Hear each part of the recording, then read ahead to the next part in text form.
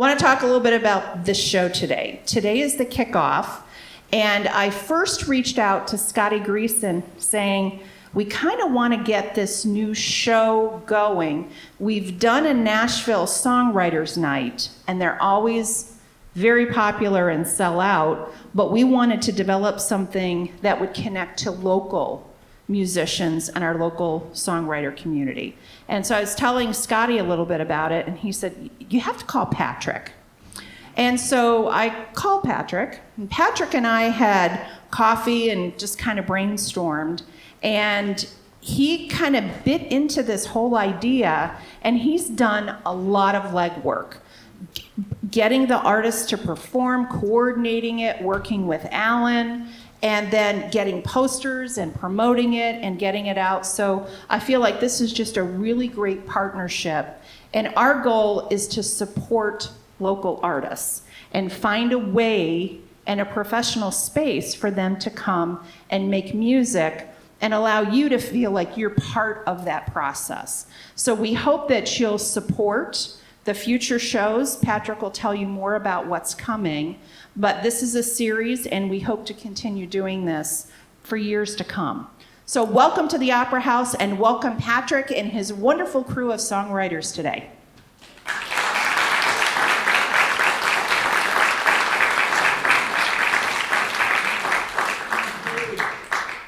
Thank you so much for joining us today. I'm so happy you're here. It's very nice. I just want to say thank you to Rachel Lattimore, the Delphi Opera House, to just supplying the space and having this wonderful event for everyone. I think it's music is core to about everything I can imagine. Also, the Sciotes team outstairs, just thank you so much for their support and their volunteering to help get cookies in people. I think that's needed.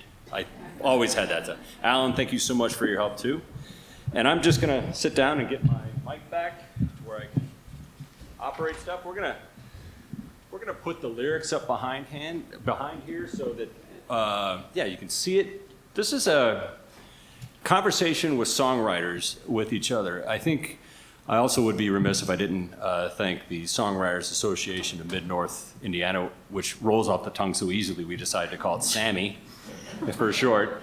And Scott Greason, of course, for actually putting my name up for this. I was like, why would anyone want this, I guess? But I'm so happy you're here again. I'm just going to keep saying that. But, I think music has been a big part of me, and I think these people, and I think you as well, at least through caring for people who love music as an extension. And when I think about the first songs that we all know and love, I got a guitar when I was 12 or 13 or something. Like, I don't know how old you guys were. 14. We'll probably get to that. Yeah, 14. And I got that big fat book from the song with every single song that's on the radio. And I remember looking through that book and saying, those songs don't look that hard. They sound amazing on the radio, but when it's like, am I alive? You show us everything you've got. You keep on dancing and the room gets hot. You drive us wild, we'll drive you crazy. You say you want to go for a spin. The party's just begun, we'll let you in. You drive us wild, we'll drive you crazy. Keep on shouting, music, keep on shouting. I wanna rock and roll all night. Party every day. I wanna rock and roll all night. Party every day. So that was my into music. And I saw that song and I go, that wasn't that hard. It doesn't look like that tough of a song.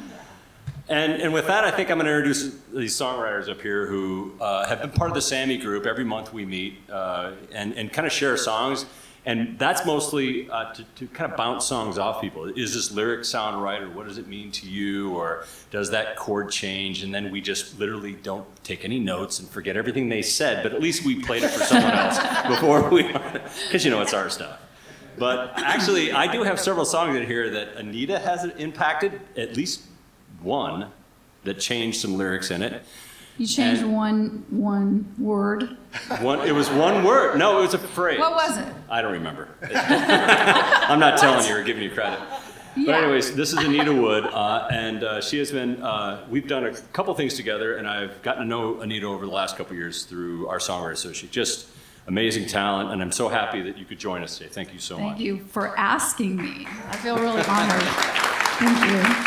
And I forgot to say, I am Patrick Nycz, the one they were introduced at the beginning. Joe Peters, I met him 2 years ago at a workshop in mixing, so I enjoy recording. And Joy does, I think, Joe, you do some of that, but it was a big, but then I remember just hanging out with him that week saying, this guy's vibe is off the charts cool. He is probably one of the coolest guys I've talked to in a long time. It's just the red shoes. I mean, it might be, but I'm not sure. Yeah. So then there's Kelsey Patton, who ends up, I found out today, so I haven't done a lot of stuff with you, but I've known about your talent, I've seen her play it several times, and check out her YouTube page. All these songs are on there. They're just amazing, and she's just a talent. And I just also found out today that she's only a couple years older than our oldest son, who graduated from West Lafayette. So she goes, I know of Tyler and Ice. Welcome. So happy you're both here. Yeah. Thank you so much. So happy to be invited and to be with you all today. So here's how this is going to work. We're going to play a song, and then we're going to chit-chat about it a little bit, about process and about how it works. We're not taking questions from the audience unless they're really good, and you can come up and give me a note. But we're going to start with Joe. If Joe, you want to get ready, and I'm just going to advance this up here, and you're going to see the lyrics. So you can see, Joe, what song it is. That would be it.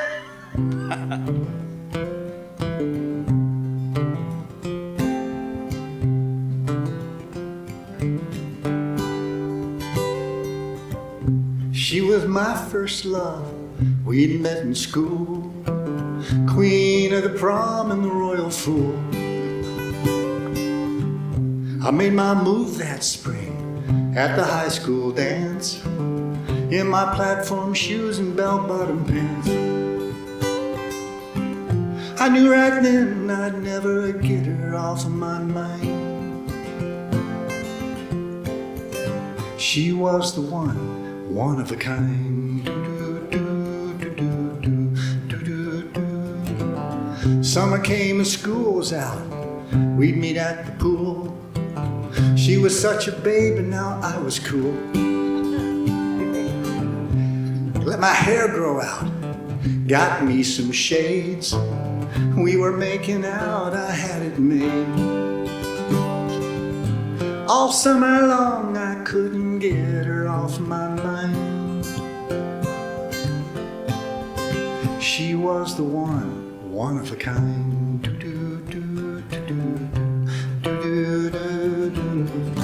And I would dream that we would marry, buy a little home, raise a family. All summer long I couldn't get her off of my mind.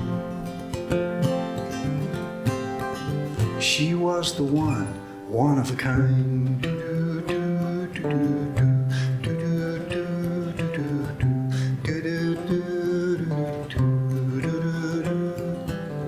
We started back to school later in the fall. Hey, who's that new girl down the hall? I can't believe my eyes, don't believe my mouth. First day of school I asked her out. I never knew how quickly I could change my mind. She was the one. She was the one. She was the one, but it takes all kinds.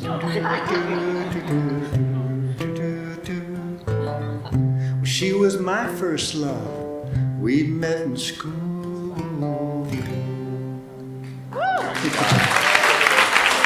Thank you.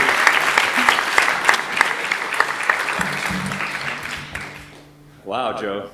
So when did you write that? So I'm from Kokomo, Indiana, and I went to David Inskeep is here in the house, and he is a retired school teacher from my alma mater, Northwestern High School, the Fighting Turbans. Oh, no. Sorry, Tigers, whatever. So I was living overseas when they had the 5th and the 10th and the 20th reunion. But I was here in this state when they had the 30th high school reunion. So I went over to Kokomo, and at that reunion was my high school sweetheart that I had not seen in 30 years. And that's when I wrote that song. That first one or the second one? Well, I mean, you got 2 up there, right? Busted! Missed something? This is the first one. But when Facebook became a thing, the second one reached out and said, "That's about me, right?"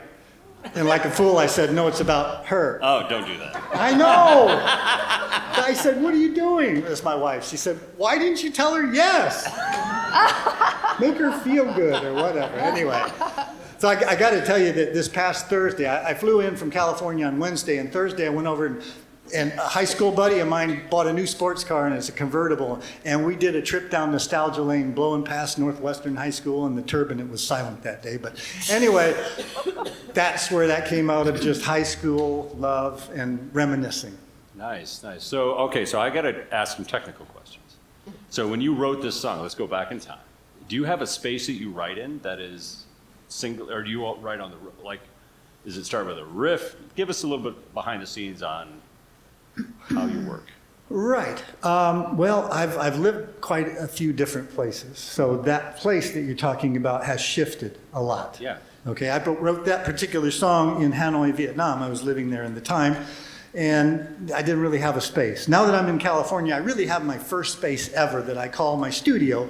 Di calls it our bedroom. So, all right. It's a 2-bedroom place, and her mom lives in the other bedroom, so I didn't have space. I have a space now, and it's good that you asked that, because as a songwriter, I find that to be so productive if you have a place that's set up. The guitar's right there. All you have to do is turn on your computer. You're ready to do whatever, record, play, perform. If that guitar's sitting in the case, it usually ends up staying in the case. So I've got to have everything ready to go as I just sit down and the moment comes and boom. And so as far as, lyrics or words first, that's shifted over the years. I've been writing songs about close to 30 years. I started late. I'm a late bloomer. And so initially I would often just write lyrics and then later come up with music because I didn't have a guitar. I was just doing field research or whatever. And but then later, started mixing the two. Now almost all of my songs start with a riff. I just playing around at night and go, "Ooh, that's nice." I grab my little recorder on the iPhone, grab that snippet, and later come back to it and go, "This could be a song. What are the chords that go with this riff?" So that's kind of how I roll now. But I work a lot with the lyricist, so I don't have to think about words. I get to do just music, and I'm just loving that. But you wrote the words to this. Absolutely. Oh, yeah. It's a beautiful song. I love it. Nice twist, by the way. Thank you so much for sharing. Oh, just a final footnote. Yeah. I've gone to 2 high school reunions. I went back to the 40th. She was there again, and my class invited me to do a full performance. So I got to play that song for her and others of my class. And I'm going to tell you, they had a little stage at this place. All the women of the class were right there in the front row, and the guys were all in the back drinking beer. And I saw one of them later, and he said, "Damn, I played football. I should have played guitar."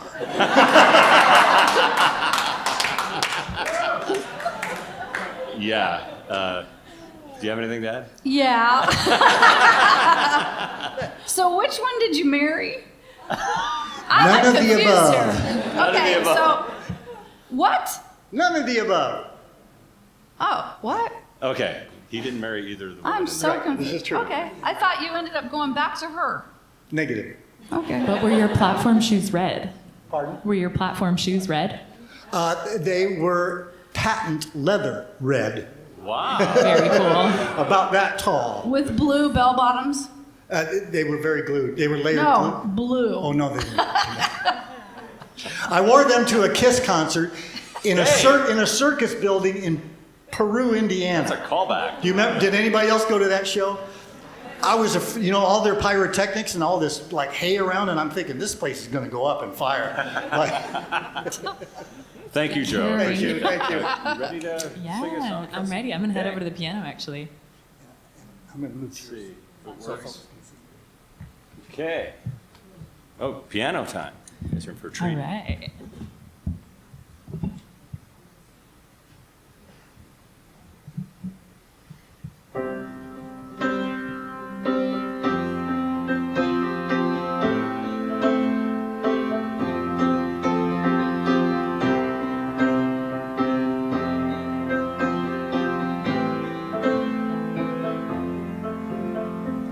Windows creaked and shutters fell, doors blew down that night. The mystery of a shadow cast and fairy dust to fly. Oh, I trusted the rush, loved the sweet talk a little too much. I was hooked when he took my waist, when he breathed me in, gave me a taste of this fairy tale that I wish would last forever. One look from him was all it took, and I was hooked.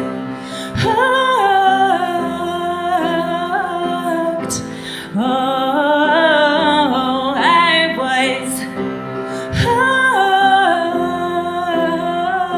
hooked. Oh, he promised to fight off my pirates, to give me happy thoughts.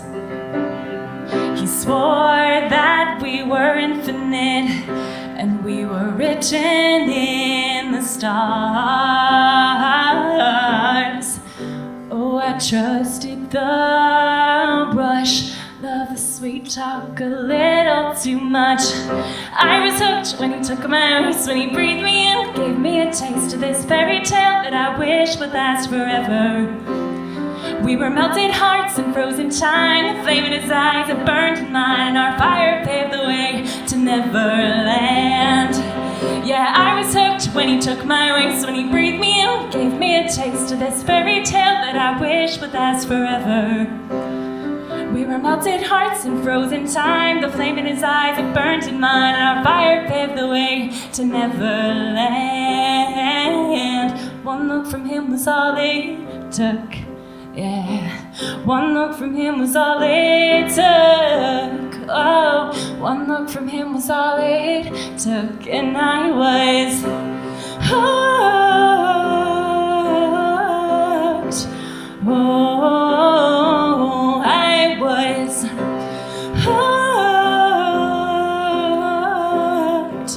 Oh, I was hooked.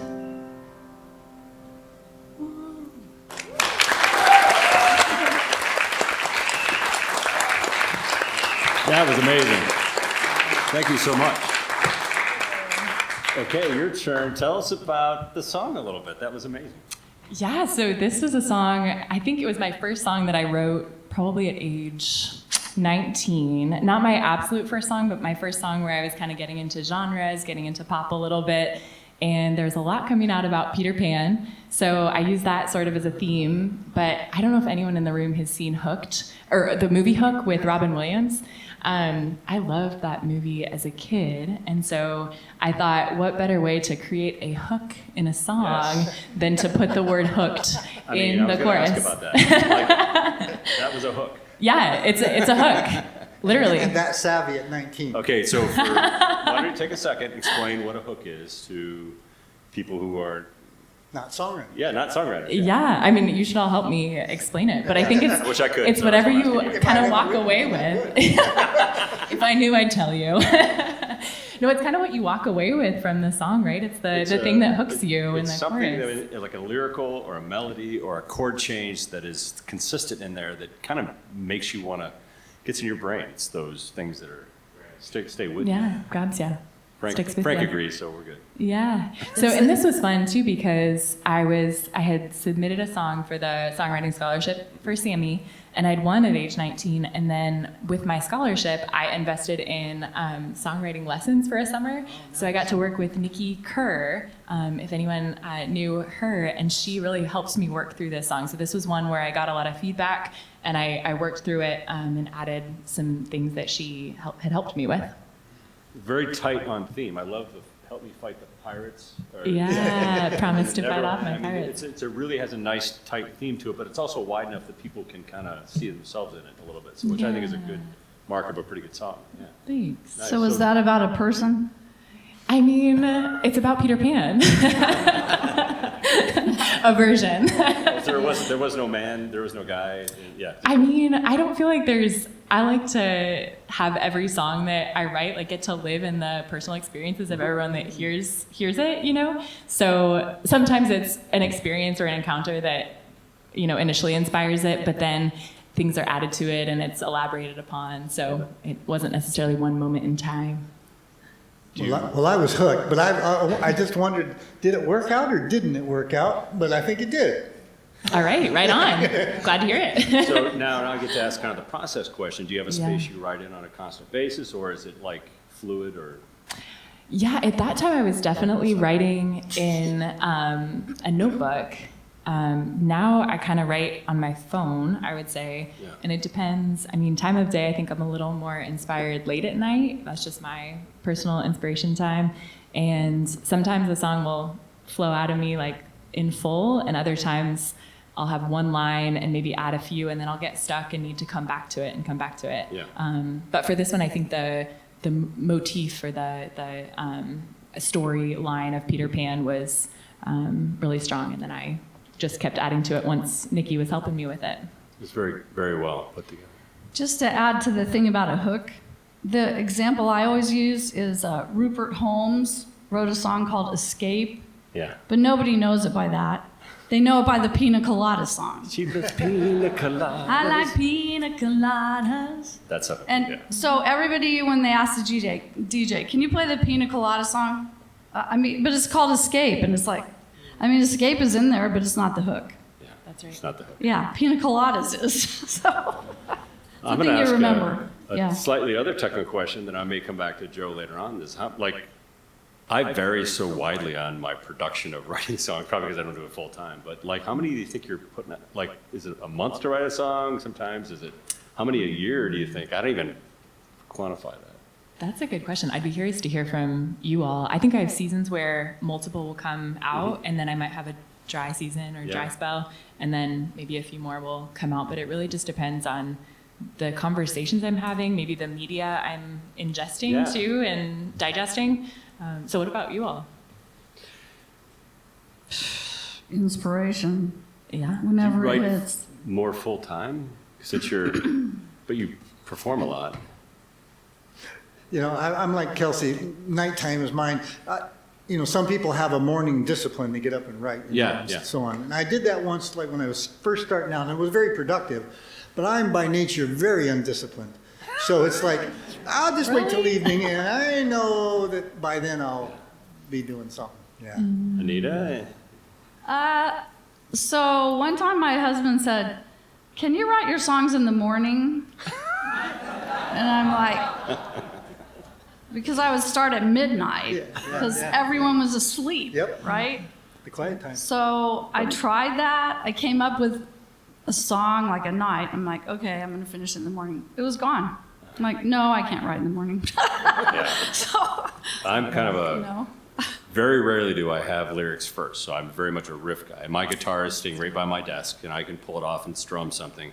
And usually if it catches me, then I'm into that song. And then I'm like struggling to find a theme. Whatever pops out first, I try that, but then I'm working on it right now. I will say that having the SAMI meeting once a month is a driver. Like, it's a deadline for me. It's like, okay, I got this couple weeks. Not ready, it's okay, I'll do an older one or something, but yeah. Are you ready? I'm next? Yes. Sure. So I don't say anything about it, right? You can, no, I want you to play a song first, and then we'll chat.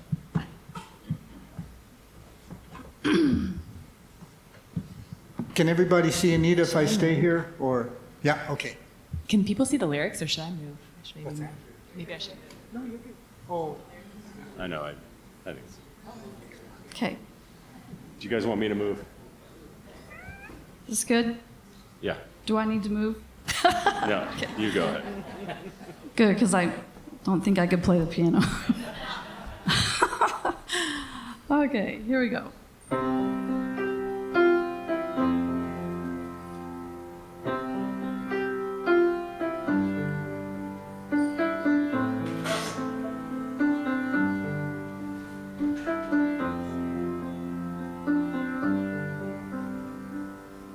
You say that you're just doing your job.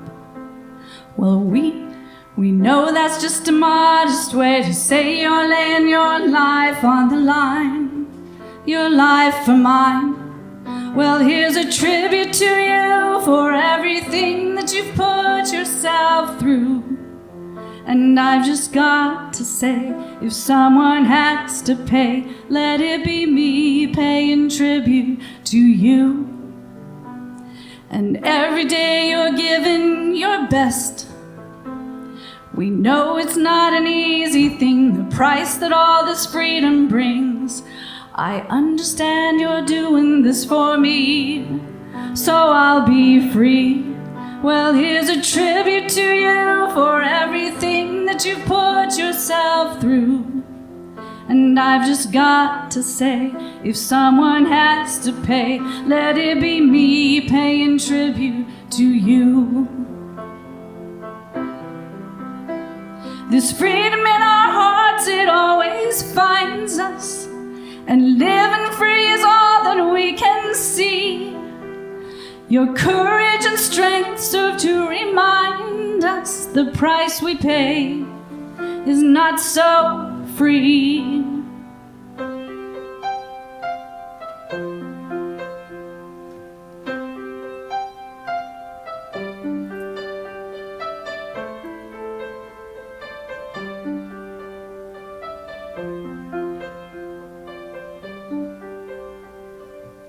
You say that you're just doing your job. Well, we know it's so much more. It's everything you're living for. Even though there's not much we can do, this is for you. It is a tribute to you for everything that you've put yourself through. And I've just got to say, if someone has to pay, let it be me paying tribute to you. Let it be me paying tribute to you, because you know we're so thankful for you.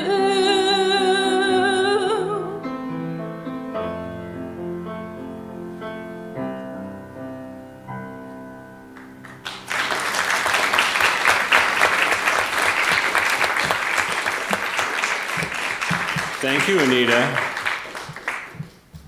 So guess what it was about? Is there someone special that you're paying tribute to? No, come on. It feels like a song to a veteran, but that's just That's my take on it. close. Uh-huh. Okay, so I started songwriting when I was 33, and so started old too. But my brother was in special ops in the Air Force in Desert Storm. And so everyone was glued to the TV, and we didn't know where my brother was. And the eve of the ground war of Desert Storm, they interviewed a 19-year-old. And they said, you're gonna be on the front lines of the ground war tomorrow. How do you feel about that? And he said, I'm just doing my job. First line. I'm like, what? He's 19, he could die tomorrow. They're taught to say, I'm just doing my job. Oh my gosh, that hit me. I'm like, somebody has to tell them, thank you. And so that's where this came from. And it just took off. Sheila Klinker, who's everywhere, she was everywhere back then in 1991, and she's still everywhere. And she dresses up in the greatest clothes. Red boots, matching red boots. And she heard me sing this. I wasn't even done recording the song. She heard me sing it at the Armory. And I think I had part of the recording, so I sang the harmony to my vocal on the stage. And so that was weird. It wasn't even done being recorded. She came up afterwards and said, can you sing that at the State House? And I'm thinking, what's the State House? And my sister's standing by me and she goes, it's the house House of Representatives, and yes, she will. And so I had to finish up and get that recording done because back then we made cassette tapes. And so I went to the State House and I sang it at the podium at the State House to all of these people who had sons and daughters in the war. And half of them were crying. And I'm like, okay, this is awesome. Because the first song I wrote was called Make a Difference. And it was how I just wanted to make some difference in the world. And my fourth song was Tribute. And it just went from here to there to everywhere. And the fire department thought it was their song. And the police officers thought it was their song. And I'm like, hey, whoever puts your life on the line, That's your amazing. song. That's an amazing story. I had no idea. Yeah. So, How'd you yeah. get the piano in the stateroom? I sang with the backup tape. Oh, nice. That's hokey now, but it's like No, that's perfect, That's yeah. what we did back then. Yeah. And it was weird just standing at the podium singing to these people. I mean, for your fourth song, that's amazing. That's yeah, amazing. Congratulations. I mean, it was an answer to prayer, really. I And was, it, I was starting to make a difference, and then I sang it at my brother's homecoming, and they played it at the first Purdue football game that year. Wow. They wanted me to sing it in the middle of the stadium. But I already had an experience with that at Columbian Park where I didn't have a monitor in front of me. So I couldn't hear myself in real time. So I'm hearing it from the press box. So all the people are hearing it before I hear it. And so then I would sing it and it was like in a round. Oh my gosh, talk about driving you crazy. It's like, that's like insane.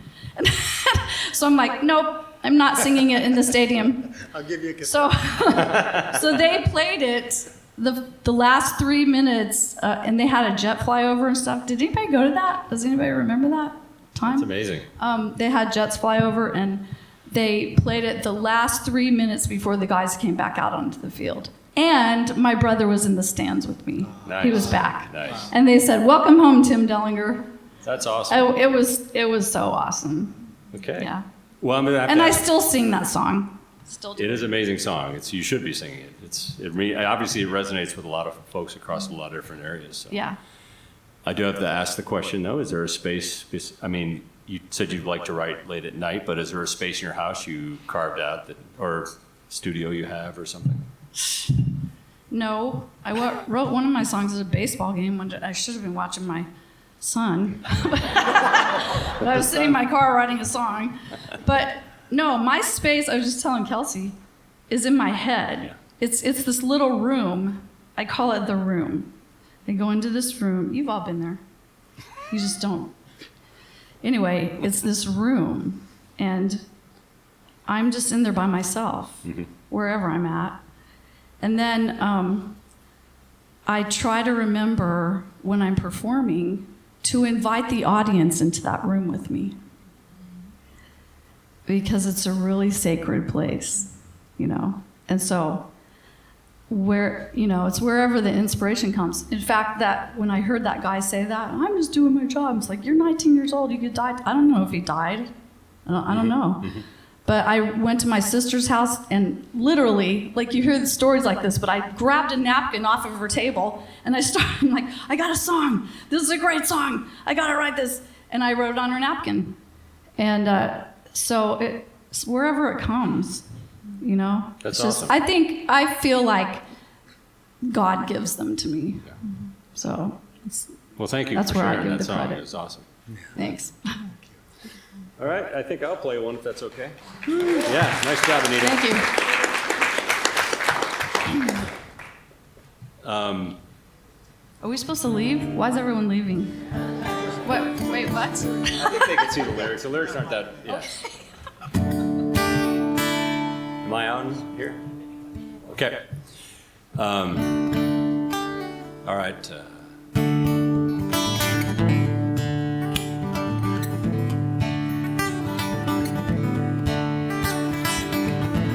Yeah, it's a small town, not much to see. I take that back.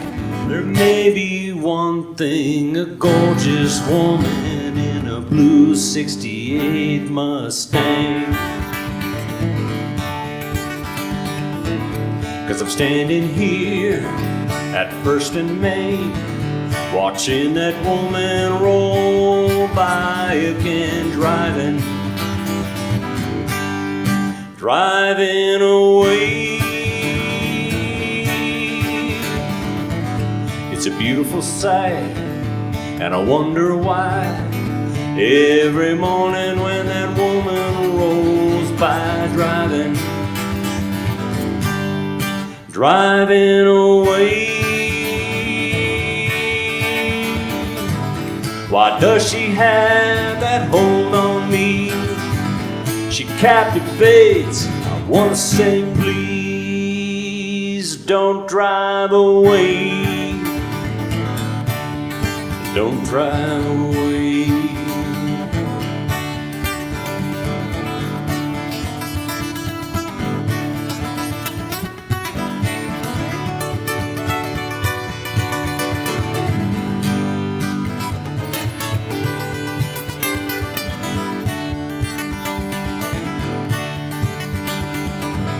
At the stoplight, she looks my way. She raises her coffee as if to say, hey, don't drive away. Don't drive away. A blue Mustang, brown curly hair, a green light, and she's out of there. Driving away.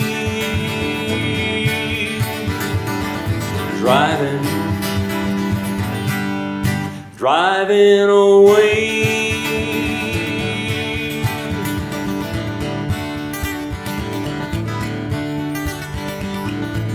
Yeah, it's a small town, not much to see. Thank you. All right. I like the Mustang, 65 though. 68. I know, I like the 65. I got a lot of stuff to say about this song. Got any questions for me to begin with? I suppose there's a kernel of truth in this? A lot of kernels of truth, but I've twisted them so weirdly in my head. But it's the way my head kind of interpreted it. So my wife, Cindy, is from a small town. And I've known, ever since I've known her, her first car was a Mustang. But I never did the math. Like, she was born in 68. But in my head, I'm like, a 68 Mustang is one of the coolest cars. So in my head, all these years, I've had this thought of the 68 Mustang that was her first car, but it was a 74 Mustang, which is the hatchback, which wasn't quite as cool as a 68. So in my head, I had this idea, and I don't have it to share today, so you'll have to come back to the December 8th version. I may do it then, but of the Songwriter Show. But I wrote a time travel song a couple years ago, time travel love song. And I had this idea that if it was me as a young man driving through that town and I saw her rolling through and I was just passing through, you know, or I was talking to someone, this is what they would say. Like, they would say, there's some gorgeous woman in a blue 68 Mustang. So that's kind of the way my brain was clicking. And I did write the riff first, you know, that little thin, you know, I did that first, and literally I did that to the G, and the hook piece was driving away, popped out of my mouth, and then I just decided to keep that and build a song around it. But as soon as I got that first line, the small town, the 68 Mustang, the whole song came really quick. So I wrote it like I was writing another song, and this time took over for about a week, and then I polished it off. But I fact-checked it with my wife. She said, no, it's all wrong. Thank you, Cindy. Of course. Good idea. Anyways, that's my story of the song. And so where did you write it? And do you, in other I words, do write you have almost all, so my writing process is I'll come up with that riff or something usually, and then I write in my, I get the phrasing, the syllable launches and the phrasing I have to have in my head before I have the words. I record it, and then I record a melody. And if I get off track, I can always go back to that recording on my phone. But you can ask my wife too, because we'll be hiking or taking a walk or something, and it'll be quiet, but she'll hear me going. She's like, you're writing a song, aren't you? So yeah, I'm working on some lyrics. So that's my process. I go in my head and I just keep going around. Does this make sense? Does this fit in the theme? The trick is, though, to remember it long enough before we move on to the next stanza or something, because it might be a long hike or a walk or something. So lost a lot of lyrics that way. Got to stop, write them down. So you don't necessarily need an instrument with you while you're writing the song. The lyrics, you I can be in don't. your head. What I need is the phrasing of it. Wow. Or the what's the cadence. the and all cadence that, I have to yeah. hit and the syllables I have to hit that I want to do, and also the theme. If I have those two things, it's like a puzzle. It's one of my favorite things, actually. It keeps my brain going. I'll wake up with a lyric that fits, and I'm like, I gotta go downstairs right now. Yeah. That's all I have. Did you marry her? I married her. 32 years. I always have to ask these. Yeah, I know. This song was I just wrote this last spring. So That was her? yeah, that's her. She's right there. Okay. She's Is that infinitely really better true? half. That's true. Thank you. Yeah. Joe, are you ready for another one? Okay. Thanks, Patrick. That's fun. Awesome. Totally. Oh, we have to leave again. Yeah, we're going to walk off stage and let you have your lyrics. I'll know next time. When you come in December, I'll make them just above the heads of the artists.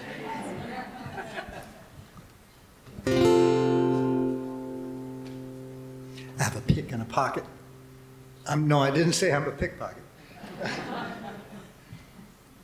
It's coming. Come on.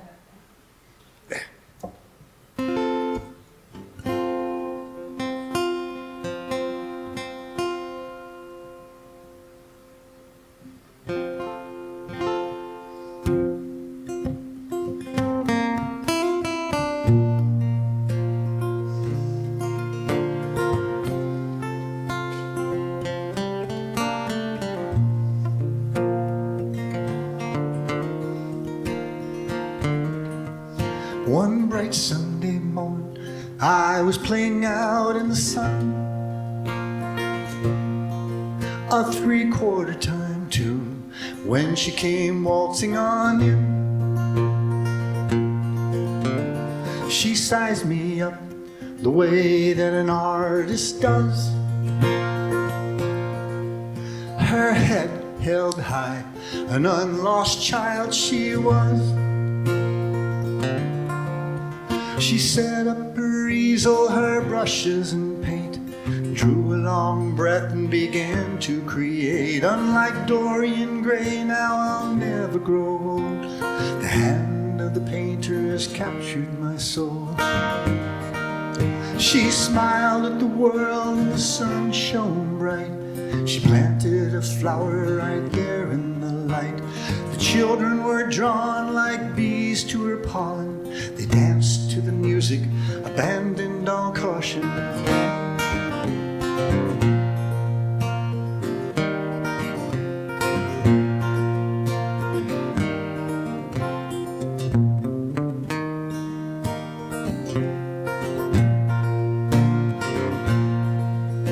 When I told her she made my day, she said I made her week. Even if that wasn't true, it sure was sweet.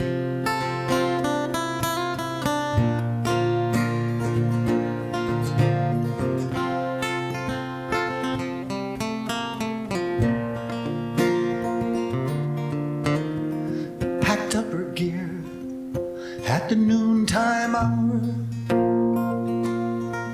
With a swipe of her brush, she conjured me a flower. We said goodbye, happy to make a new friend.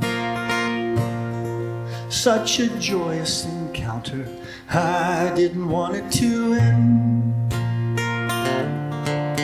She set up her easel, her brushes and paint, drew a long breath and began to create. Unlike Dorian Gray, now I'll never grow. The hand of the painter has captured my soul. Unlike Dorian Gray, now I feel a new start. The eye of the painter has captured my heart.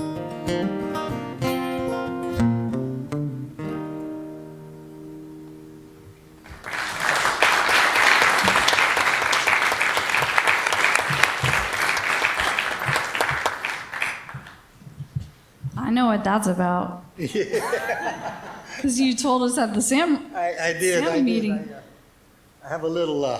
Yeah. So that's a true story there. I was just playing a farmer's market one Sunday in Walnut Creek, California. That's good. That's fine. No, don't worry. No. She painted me much better looking than I am. Anyway, nice hair and all, like Patrick's. Anyway, I was just playing in a farmer's market, and the children are always drawn to the music. It's the wonderful thing to play a farmer's market, because the kids just bring their parents, come on. Anyway, and then out of the blue, I see someone coming up, and she's doing one of these things, and it looks like she's looking at me, and it's like, okay, oh. And then she just whips this backpack off, and it's a portable easel, and she just pulls these three legs out, opens up this box. There's her canvas, and there's all of her paints. And I can see that happening, and it looks like she's painting me. And about an hour later, I go, I got to go see what she's doing. Well, I said, wow, that's such a cool painting. You're painting me. She said, yeah, do you like it? I said, of course I like it. She said, will you take the painting? And I said, oh, I'd be thrilled to. I said, they pay me a little stipend. You please take the stipend, and I'll take the painting. She said, well, can we meet up in a week? I'd like to take it to my studio and finish it. And so we met up for coffee a week later, and she brought me the painting, and she just said, I'm a 21-year-old art student from Peru, and I'm a senior in San Francisco, and I just went out that day because the sun was perfect, and I saw the way the light hit you, and she was inspired to paint. So it was just one of those joyous encounters. What song were you singing? Many songs, I mean, the one that is, she said something inspired her. You probably don't know The whole scene inspired her. But I wanted to write a waltz tune, a 3/4 time tune, because it just felt like she just waltzed right in to my life for about, an hour, and then waltzed right out, and I'm unforgettable. I'll never forget it. Have you shared this with her? Oh, yes. Oh, good. And in fact, my friend John Allred, who is videoing many things, we had this idea of making a video of it, because I thought, so I built a magical element into it, this, like with a swipe of her blush, she conjured a flower, and I was thinking, oh, with video, she can paint a flower and then just grab it off of the painting and hand it to me, we can do cool things. But she was a little too shy for that. So on Friday, we're going to debut a different video that we go, okay, here's our consolation prize. We will make a video, it just won't be this one. It's I love the visuals. It feels like you're there. And I think that's what a hallmark of a good song is. I felt like I followed the story. I just was right into it. It was just very nice, very heartfelt too. Well, thank you. I don't write many story songs. Yeah. And so since we are Songs and Stories, I did bring some that good. do tell a story. And that one is just special to me. Yeah. Was there a line you most enjoyed writing, or a line that, just was inspired? The Dorian Gray thing came up. I suppose most of you would know who Dorian Gray, this fictional person who, the painting got older, and so the real person didn't. But in this case, I figured, no, it's not like that. I'm going to be young because she painted me. That's awesome. Thank you. Yeah, thank you. Okay. That's awesome. Thank you. Nice job. Thanks. Kelsey, you ready? Okay. Is it guitar this time? Oh. Okay. I like all the sparkles. That's cool. Just all the letters flying around. Oh, I'm leaving.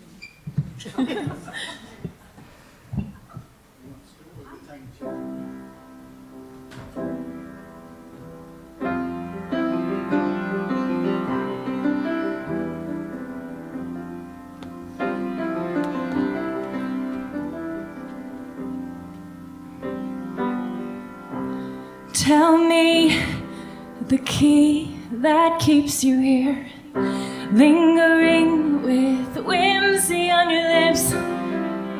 Your eyes burn brighter with each coming year.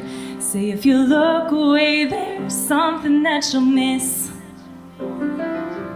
As if you never lost your light from all the loss you've lived. As if you must have done something good to be loved like this. So you live a life of wondrous expectation, and you never lose sight of the ones in isolation.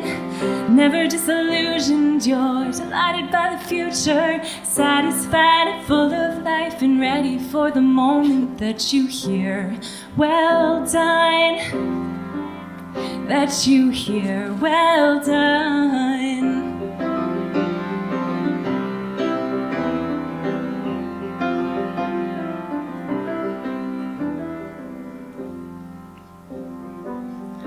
Oh, Lucia, how'd I get lucky enough to meet ya? You hold my secrets, you know the deepest depths of my heart, and you keep it all in your own, and you keep it all in your time. As if you never lost your light from all the loss you've lived. As if you must have done something good to be loved like this.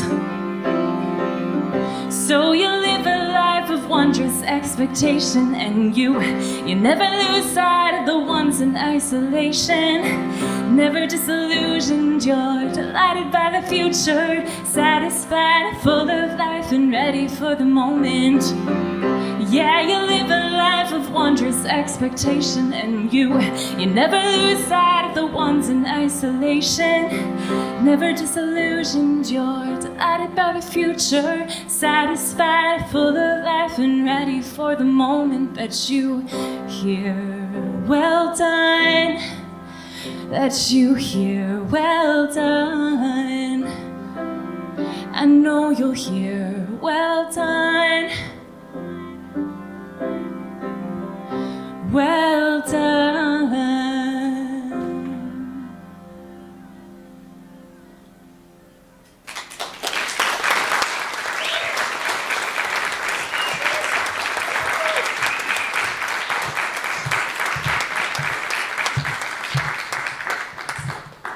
Well done. Thank you. Very well done. Very well done. That was wonderful. Thank you so much. Inspiration? Yeah, there is a story on this one actually. Good. This was inspired by a mentor / grandmother figure of mine. Her name is not Lucia, it is Margie. And there was a line that she would always say, she always says actually, I must have done something good. That line from Sound of Music, maybe some of you know. And just the way I think her posture towards life is very much like, what did I do to deserve all this goodness in my life? And that was just a beautiful frame, because life is full of like suffering and goodness, right? And her frame was just totally joy and goodness. And this just anticipation of, I don't want to miss anything. Like, my life is so full and rich, and every day is something new. And so I was just really inspired by her, and so that's where this song came out of. That's wonderful. That's wonderful. Yeah. Very nice testament, yeah. Yeah, so she's like 95. Did she know this song? Did she hear it? Yes, I got to play it for her. It was really special. Did she cry? She might have. Did you? I probably did. Wow, that's awesome. Yeah. Full. I love that. Really Never striking. lose sight of the ones in isolation. Yeah. That's awesome. That's a Yeah. great line. I do love the I must have done something good, because that really is something, I think that's amazing. More people need to think like that more often, I think. Yeah, I know. She challenges me. And sitting over on the side, I couldn't see the title, so I figured it was titled Well Done. Then I walk across and I go, oh, Yeah. okay, her name's Lucia. Yeah. And Lucia coming from meaning light, you Yeah, know. yeah. So she just Beautiful. reminds me of a bright light. So Thank you for sharing. yeah, thank Nice you. job. Thanks. Beautiful. Anita? So I Your don't turn. tell anything about it. To lose you, right? It's hard for me to not tell about it. You'll probably figure it out. Okay.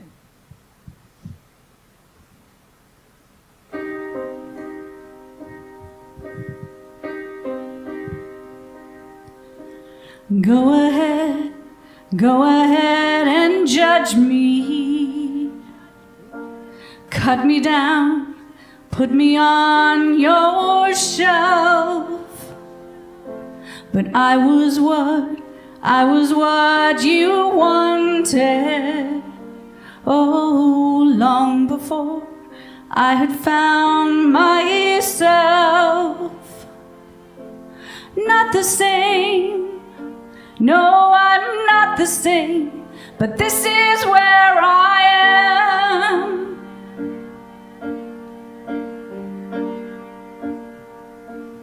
I have changed, you are still the same one. Oh, funny how you believe that's true. Turn around, you should turn around and look at you. 'Cause you're not the same, no, you're not the same, but I still love you.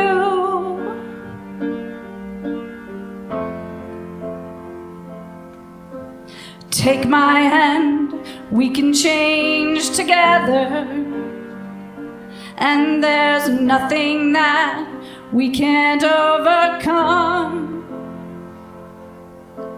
Not the same, no, we're not the same, but look how far we've come.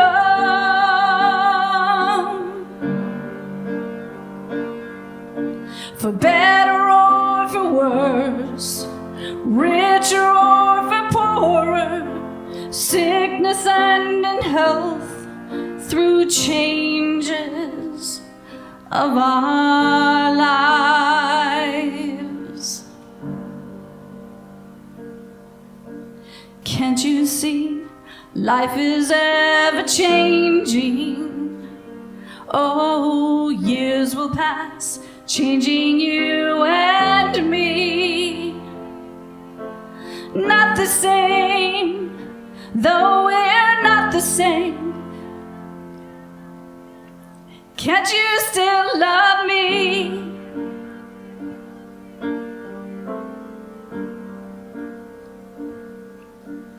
Not the same, though I'm not the same.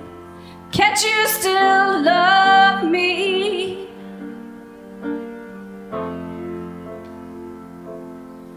Love me.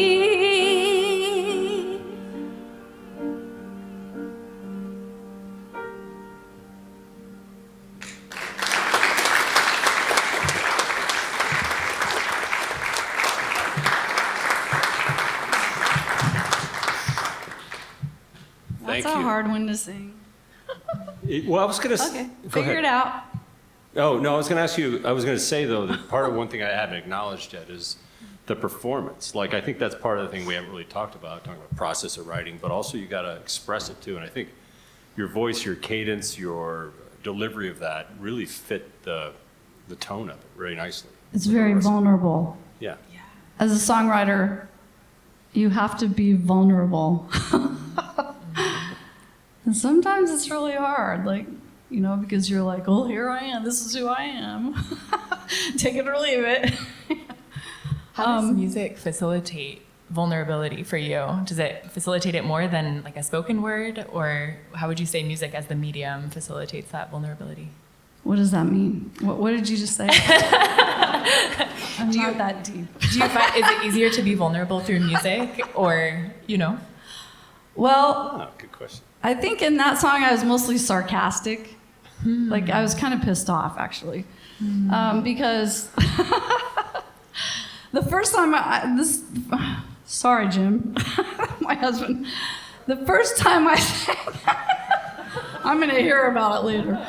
The first time I sang Tribute, and I got my picture with Sheila Klinker and all these people, I could see my husband out in the audience like with this faraway look like, where is she? She's leaving me. What's going on? And that's what happened. Like, you know, my songs took off, especially Tribute. It just took off without me. It was like, okay, I'm playing catch up. And then one night we were talking, I don't remember what it was about, some argument, and then he said, "You're not the same." And he went to bed. So I sat down and I played this.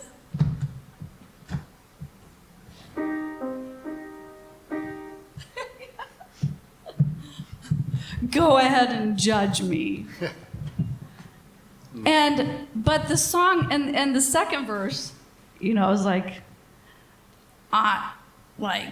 you're the same. I'm the one who changed, right? There's the sarcasm. But then the third verse is like, take my hand, we can change together. And there's nothing that we can't overcome. And then, you know, in the marriage vows, they don't put through changes of your lives. So I added that. It's like, they should put that. Because people change. And then you're like, who is this person? You know what? You know, and you feel like you're the same, but like I found a whole new world when I started writing songs. A whole new world. And I just went with it. And I'm sure to him, I kind of left him behind a little, you know? So, but in the end, it's like, yeah, I'm not the same, but can't you still love me? It's like, here, this is where I am. Yeah. I didn't kill anybody or anything. Just like But he didn't like that song for a long time because all he heard was the two first verses. You know, so. But now he likes it, right? Now he likes it, right? You're not smiling. I'm going to give him a mic here in a minute. Do you like it now? It's all right. Okay, well, that's better. Anyone else? He's changing. Well, I'm really, because I don't play piano, and you two do, but I know you both play guitars too. I mean, how does it come out that you write some songs on keyboards and some songs on guitar, or do you do it that way, or how do you do these multiple instruments that you do, and in terms of your creative writing? I didn't start playing guitar till Scott Greason gave me one of his old guitars that one of the McGuire brothers owned, and when I was 33. So you know, I played piano my whole life, but all my teachers kept quitting on me. It's like, oh, I'm retiring, or I'm moving, or it's like, wait, I'm supposed to be the one who quits. They were changing. Yeah. And then I'm like, okay, I'm teaching myself. So I taught myself chords like an organ player. So like, that's how, you know, I'm not a great, she's really great. So you write all your songs on keyboard? No. No, okay. No. Once I started playing, I don't know. Oh, okay. How about you? What about you, Kelsey? Yeah, I think I started on piano. That was my first instrument. And I think, like, growing up, we listened to a lot of Jim Brickman, kind of piano sounds and instrumental, and then some Brian Crane and Yaruma. And so those melodies kind of went well along with some of my lyrics. But then I find the guitar to just be more mobile sometimes, and the more I've learned like certain finger picking styles, it allows me to explore other themes and other like styles of singing as well. So it opens up other worlds as well, more instruments, I think. I'm guessing that it might, I mean, there may be songs that like, if I didn't play guitar, I never would have written the song. Yeah, right, absolutely. Right, yeah. A new instrument or a new tuning can just, Yep, exactly. I have a banjo I'm trying to fix up. That's cool. It's nice. Okay. All right, Patrick, you're up. Are you ready, Patrick? I am. Okay. I had to switch around a little bit because I will go back your next song. I'll clarify which is your next one before we go. I don't. You're great. Nobody knows. Oh yeah. This song.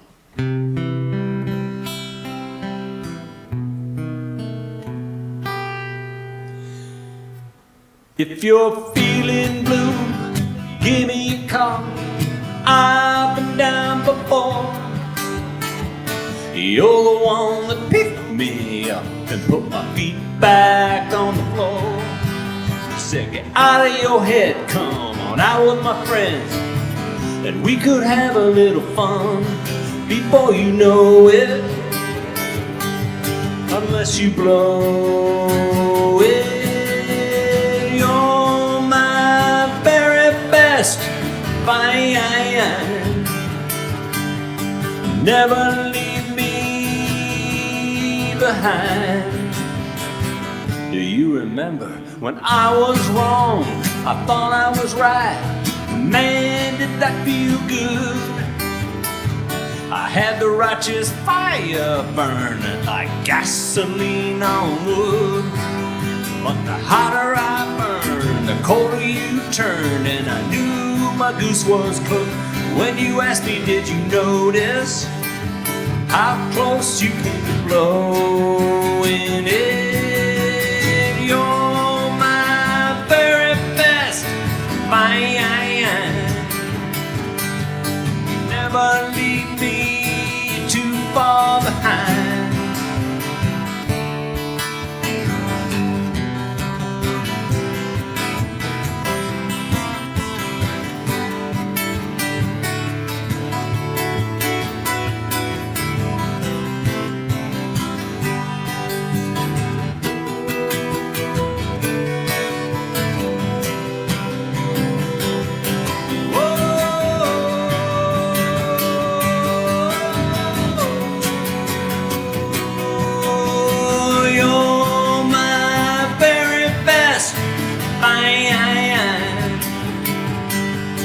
Never leave me behind. When I was out of tune, I couldn't find the chord. You're right there by my side. You helped my fingers find those frets, man. You taught me how to harmonize. You said, lift up your voice line, you got no choice, and sing it to the heavens above, 'cause you know that's where we're going. Unless we blow it, you're my very best fine. Never leave me behind. That's it.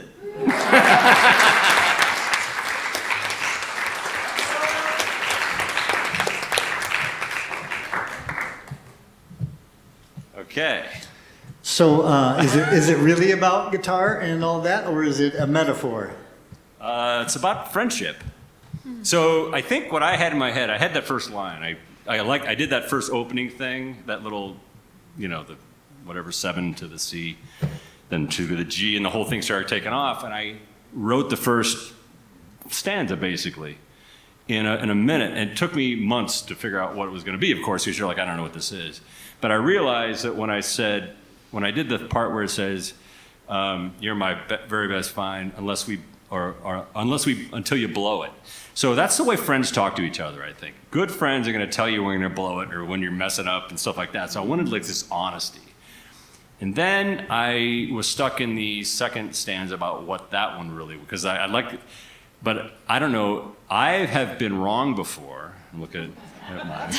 And I thought I was right. And that feeling is so good when you think you're so right. And I think I just love that. It's like, oh, I'm right. And then you find out you're wrong. But, and then your friend's like, you almost blew that because like you were like. We all knew you were wrong. Right, everyone knows you're wrong. Now the last stanza came with a friend, this bass player, friend Jason Dufair is a very good friend of mine who plays bass and guitar, just great musician. I literally struggle with singing, really unconfident about singing for many, like decades. The story around that is that I've been in a band for like 20 years, and I would say 8-9 years into being in this band, we finally got in-ear monitors. And if you ever put your finger in your ear, you can hear yourself so much better. And after our first gig, and I remember we're wrapping up with the Knickerbocker, it's 2 a.m, and the other guitarist turns to me and he says, "I've never heard you sing better," which is a good news, bad news thing. Don't think about the past. 8 years of what was coming out of my mouth. But what it taught me though was how to sing better. But the other thing Jason did was the harmony part was I never really knew how harmonies worked until literally a couple years ago. Like COVID hit and I was in my basement. We were doing a Zoom talk about a song I was working on. And he goes, "Pat, all you have to do is go to the chord, on the C chord, you're singing this note, and this note is the one I'm going to hit." I go, that's how harmonies work? So I'm not musically trained. I don't read music, but I think this one kind of sums out how friends work with each other. They're here to help, but also they're going to tell you when you're going to blow it. So, and then I thought I'd add a little humor in it about, going to heaven unless we blow it, because that's part of the whole deal, right? So I'm sorry, that was my story behind the song. Cool. So it really is about bandmates. It's about bandmates. Yeah, but and I could see those a little bit of relationships. my wife in the second one. Right. I thought it was a love song. Or my family, And it or is. friends too, but it's something universal, I think, that you get that.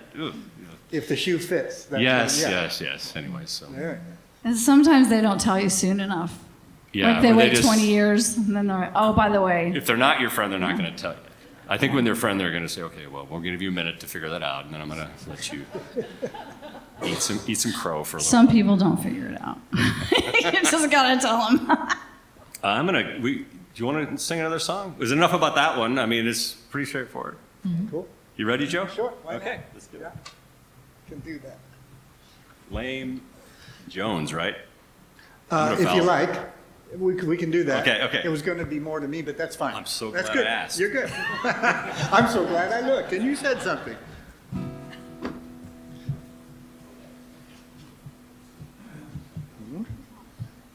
Okay.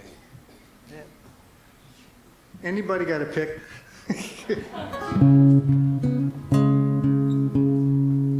Patrick, do you have a pick? I had one, and it, you know how they like a life of their own? Thank you very much.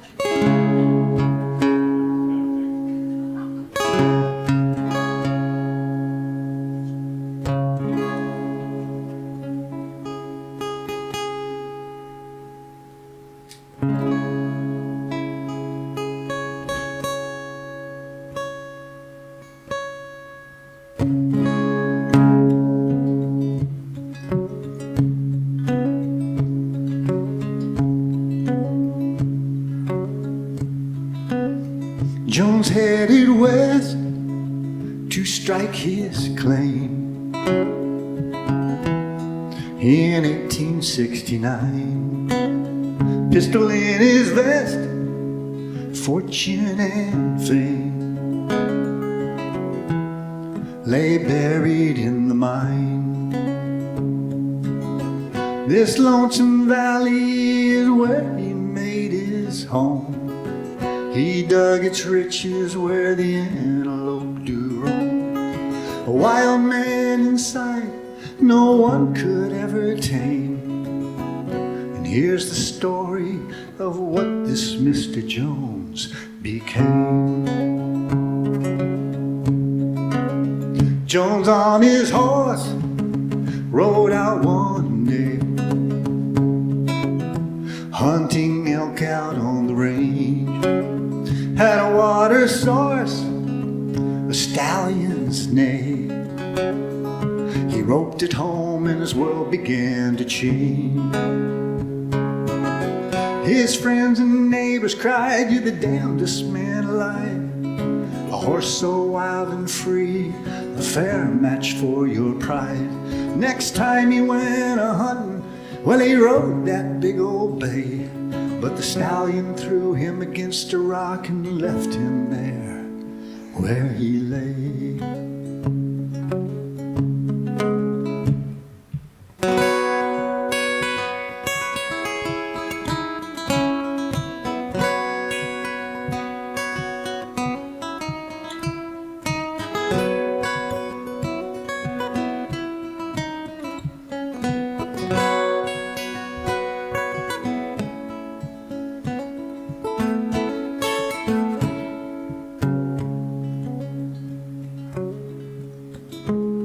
Jones crawled on back with a shattered leg. Life he knew would never be the same. His world grew black, heaven he begged. What good am I now that I am lame? The army came to gain recruits for the Indian wars. They left lame Jones alone, 'cause he could ride a horse no more.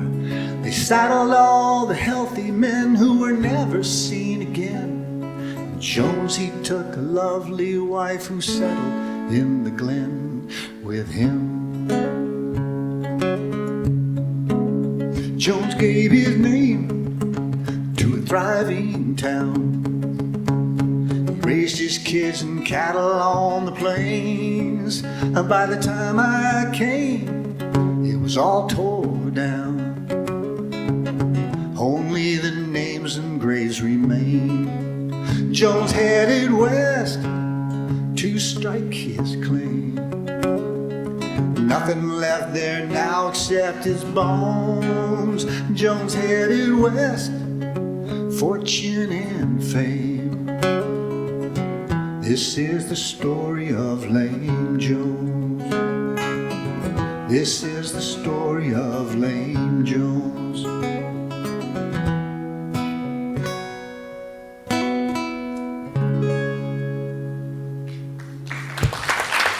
Thank you.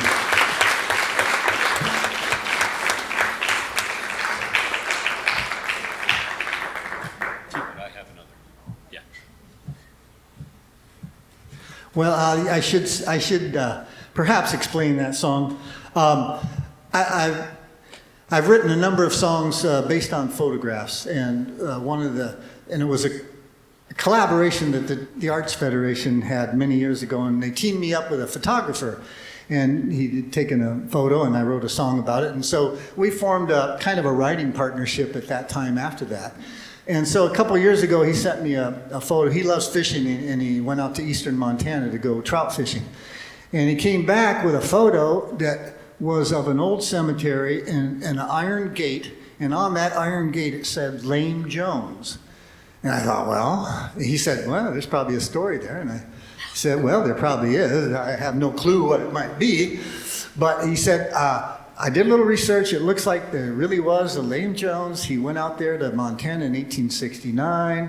And I'm going, oh, okay, I can work with that. But I thought, well, but what's the story? I don't know how he ended up in this graveyard with his name above it, Lame Jones. So I thought, well, I've always wanted to tell this story about a Chinese parable about a farmer who's very poor, but he finds a horse one day, a wild horse, and he brings it home, and all the neighbors go, oh, you are so lucky, you got a horse now, it can plow your fields for you.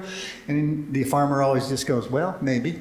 And then his son jumped on the horse one day to ride it, and the horse threw him, and he broke his leg, and he's crippled, and all the villagers come and say, oh, such tragedy has befallen you.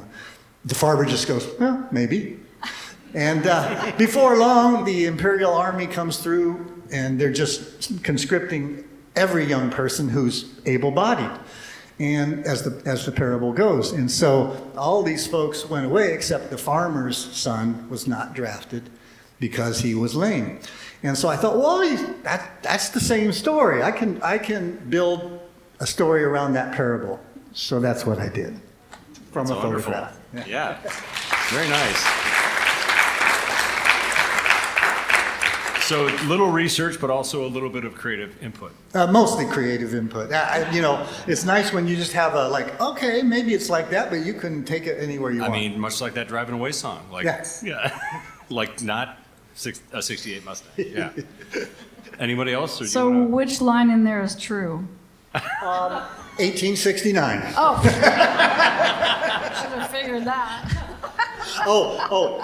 And Lame Jones went to Montana in 1869 to hunt elk. Oh, okay. That's what we knew. Yes, Wow. that's wonderful. And do you have any rules that you go by with songwriting? Is it when it comes to stories, like elements that you always include to help people remember the Well, story? this song or- actually terrified me because, as I said earlier, I don't write many story songs. I'm not known That's for a great story story songs. song. This That's is great. historical fiction. Yeah. Yeah, right, awesome. right. So I wish it was true. It actually took a prompt that I never would have written this song if not for that photograph. I mean, it's just not That's in me, awesome. but that photograph pulled it out. Interesting. And it combines some other things from my past, like that parable and all. It's like, I've always wanted to tell that story. So, That's awesome. yeah, so, if you're just ready and it strikes but this song took me a while, yeah. You have a lot of storytelling songs, don't you? Well, you've heard them tonight, pretty much. I mean, you're a good storyteller. I got two more, but Kelsey, Thank you. You'd be ready. are you okay? Yeah. Oh, yeah, Okay. Yeah. So we'll do you Steal the Air. We'll, yeah, Cool. well.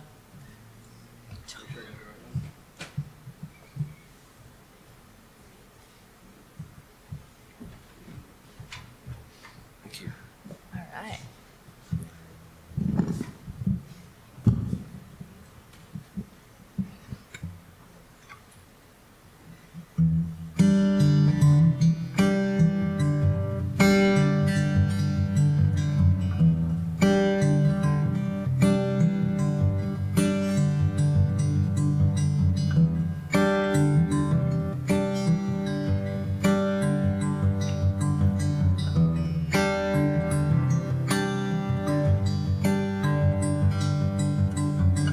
Could deal with it then, can't handle it now.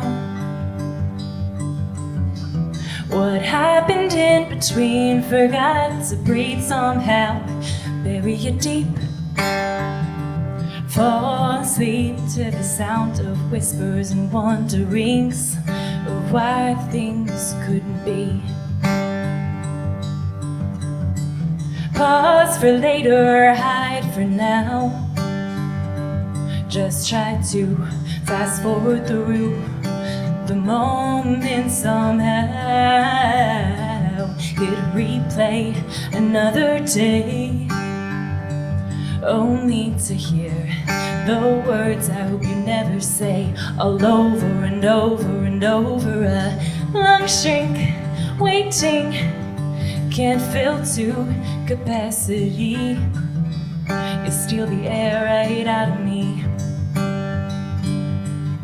Hold 1, 2, 3, catch 4, 5.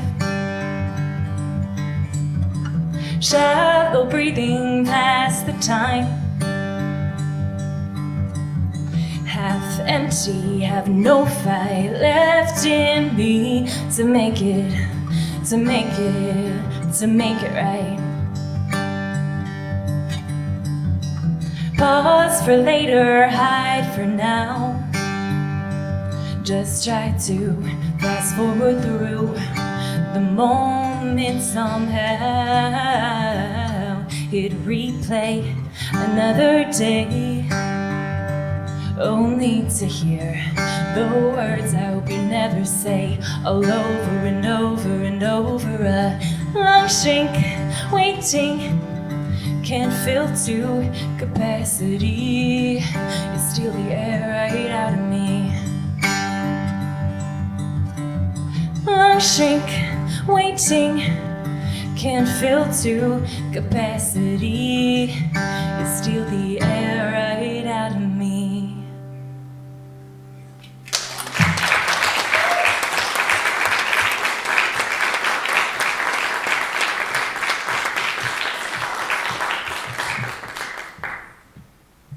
Wow, that was a good song. Thank you. Very nice. And I love your delivery because you purposefully made yourself breathless, didn't you? Yeah. Excellent. You made yourself what? Breathless. Oh. It's called Steal the Air, so, you know. Is there inspiration here, or is it? Yeah, I think so. Some of you in the room might deal with differing levels of anxiety. I think anxiety was actually the inspiration for this song, and yeah, I just noticed how my lungs felt when I was feeling anxious, and they would just shrivel, you know, and I didn't have. I just noticed I wasn't filling them to full capacity. And I thought, what if I could write a song that just kind of captured that feeling of I'm out of air right now. So that was part of the inspiration, as well as, I don't know if anyone's ever been in a moment that is anxiety producing and you maybe kind of say, I'm going to disassociate from this moment and deal with it later. So this kind of, I'm going to pause this moment and hit replay later. And kind of process through it in a space when you're alone. So that's kind of where the inspiration came from. Yeah. But it sounds like you kind of made a person that source of anxiety, and seemingly in a way that is, what shall we say, positive. Yeah, definitely. Right? Yeah, and I like to play with like you, the pronoun you, I guess, not pronoun. What would that be for you? Whatever it is. That you could be a human being, or it could also be anxiety, like this thing. And I think that, again, the power of a song to apply to anyone's story, maybe. I remember someone wrote a song about you, and someone thought it was about love, and it turns out the person originally wrote it about like their math homework, and they were like mad at their math homework. So I love like playing around with that. So yeah.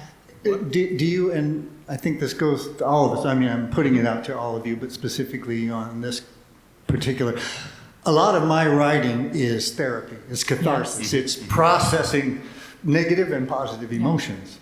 Do you find music and songwriting to be that for you? And in this case, it was that, so. Yeah, absolutely. I think I see music as a way to be imaginative, so to imagine another world, but to also process through situations, and music as a medium as a pathway through something when all else fails. It's kind of a language.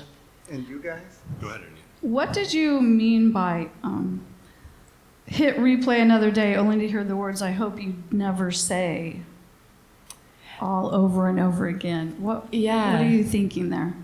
The idea was rumination, and when you replay, if you're replaying like any specific moment, right, from the past, that replaying the moment doesn't change maybe what happened in that experience. And so if you're hitting replay, you're going to hear words all over again. Words I hope you never say would be like a more and it might negative feed your experience, but- anxiety instead of Exactly. pausing it. Yes. So hit replay another day. I'm not gonna go there. Yeah. That's super interesting. Mm-hmm. Yeah, the emotion that you were talking about, like I remember I wrote one song. I thought, okay, I'm not going to write any more songs until I write a song about the Savior, my Savior. And so I wrote a song called No Greater Love. And I kind of think songwriting is like having a baby. Like it's difficult. Painful. It's so difficult. It's like, and then you have the baby and you're all happy and you're rocking it and you're playing it. And, but when you're having the baby, it's like, oh my gosh, can this baby just be born? And I was writing this song and I was crying through the whole song. Because it's like, there's no greater love. And my oldest son came in and he said, "Mommy, are you happy or sad?" And I said, "Yes." It was like, because that's what, it's just all the emotions just rolled into one. Like, and can this just be over, please? You know? Yeah, I process. I wasn't aware that I write songs about what I'm feeling until I became more conscious of it later on. But like, I wrote a whole bunch of songs in the late aughts that, 06 through 10, that were about, because I was getting ready to buy a business, and there's all this stuff, I'm going to do this stuff, but I wasn't aware that they were about that at the time. Looking back, it's obvious. Like, I don't know, it's got a perspective. But when my youngest graduated college, I started this song, and I couldn't finish it till 2 years later, my youngest graduated, our youngest. And it was weird the way it just, within a couple months, it all came together. And it's something, it's kind of this empty nest song, really, what it is. It's like you were facing this future that, we're going to have to write ourselves, but also you want to make sure that they know that they're welcome. It's like it was a happy, sad kind of a thing. So anyways, yeah. Are you ready to? Yeah. Yeah. I'm going to do a guitar one. So we're good on time? I'm wondering which one I should skip. We just said, is this one okay? Sure. Okay. Yeah. Okay. I play it less bad. So, can't say anything about it.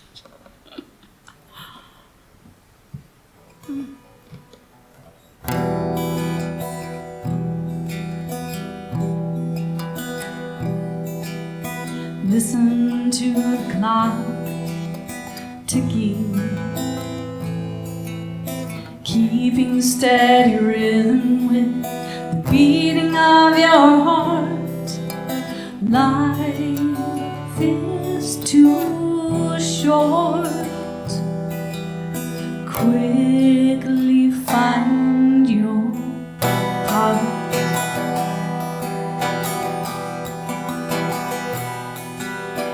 Listen to the clock ticking, telling you it's time to sing your song. 'Cause life is too short. So don't wait too long. Don't wait too long, my friend. Say what you need to say. Don't think it will never end. 'Cause too soon the time slips away.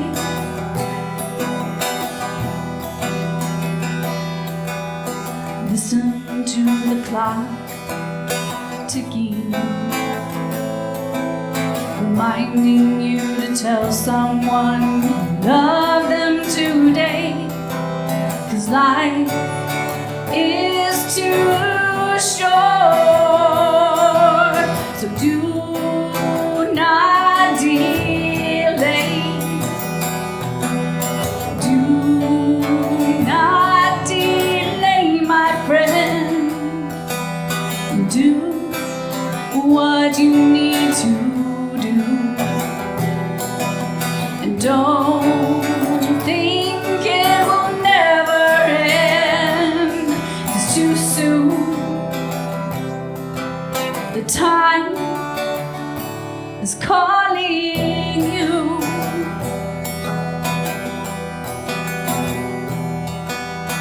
Listen to the clock ticking, ticking, ticking, marching to a rhythm that holds one guarantee: that life is too short.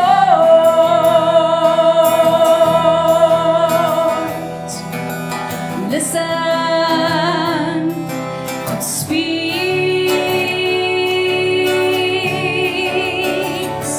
to you and me.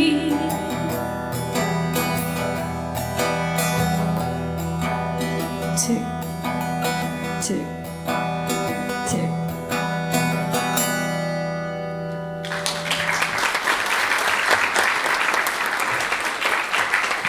Thank you. That's a Halloween song. It's almost Halloween. What's Sounds spooky, doesn't it? it's very spooky chords. I'll give you that. Yes. D minor always. I love minors. gets Love you going. minors. So, guess what? Guess what the inspiration was on that? Patrick, you already know. I'm not going to tell them. It was late at night. Everyone was in bed, and I could hear the clock ticking. So I'm like, perfect beginning. And then, I'm always thinking about how short life is. Like, when I'm at the age I'm at, I'm like, what? Like, what? Because when you're young, you just think, oh, I have so much time, and I just want to grow up and be an adult. And then when you're adult and you're old, and you're like, what happened? Like, time just like, just like went fast. It just started going really fast. So, am I wrong? No, you're dead on. Yeah, and so, I mean, it's kind of a morbid song, but I like to tell the truth. Did it solve something for you as you wrote it? Did it fix an emotion or a... Well, that part, it's time to sing your song, and it's like, people are confused about that. Life is too short, quickly find your part. It's like we're all in this orchestra, we each play different instruments. So we need to find our part in life, you know, and that's what that means. And, you know, it's time to sing your song. It's like, do it now. Okay, I will. I mean, with in-ear monitors. There's an urgency. I like it. Thank you for sharing that. Appreciate it. Anything else? We good? Well, I just Yeah. wondered briefly if Kelsey has Yes. a different take on it because of the age difference. I mean, I can relate to this big Yes, time. yes. But someone who has their whole life ahead of them, Yeah. how does that land with you? Oh, that's interesting. I think I do resonate with that, but maybe that feels funny coming from someone Not younger. quite as urgent, right? Yeah. Yeah, but I definitely can resonate. Yeah. Okay. I remember thinking, I will never say 20 years ago. And then the first time I said that, I'm like, oh my gosh. And now I'm saying 50 years ago, I graduated from high school. Yep. Oh, There you have it. anyway, It's part of the good stuff. it's live. Okay. So, Thank you for sharing. are you ready, Patrick? I'm ready. Okay. This is going to fit right in. Right into that song. Seriously.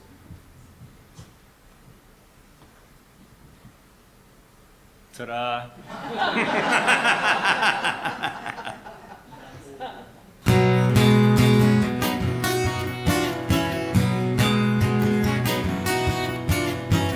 I stand accused, and I'm inclined to agree. I'm not growing old gracefully. I got things to do, places I want to go. I've got a bucket list that just keeps growing. I want to climb a mountain and have a party up on top. I want to ride the rapids, maybe get a little lost. I'm getting older, but I'm not old yet. I got nothing left to prove. I got no regrets. I'll skid into my grave when I'm worn out and spent. I'm getting older, but I'm not old yet. I've run the gauntlet of every ache and pain. That's called getting old. Not one to complain, but my hearing is shot from decades of rock and roll. If I had to do it again, I'd turn it up even more. I want to play lead guitar in front of a great big crowd. I want to write that song that has them all want to sing along. I'm getting older, but I'm not old yet. I might need a little tuning. I want to polish my frets. I'll skid into my grave when I'm worn out and spent. I'm getting older, but I'm not old yet.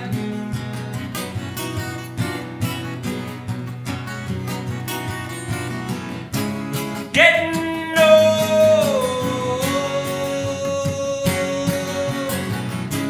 never ever gets old.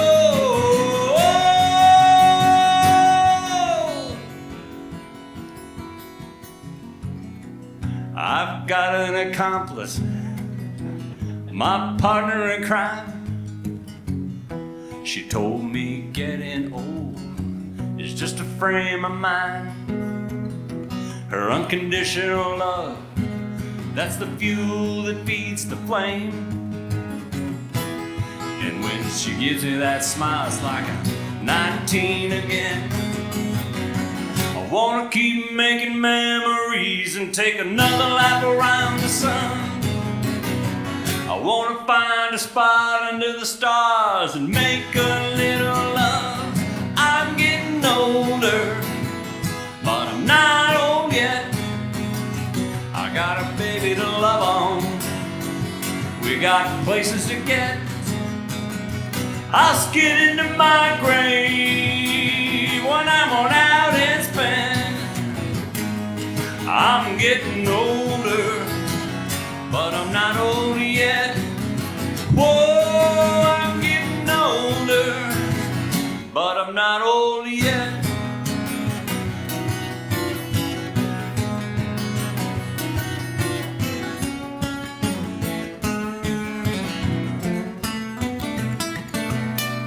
That's the lead I was playing. Thank you, thank you.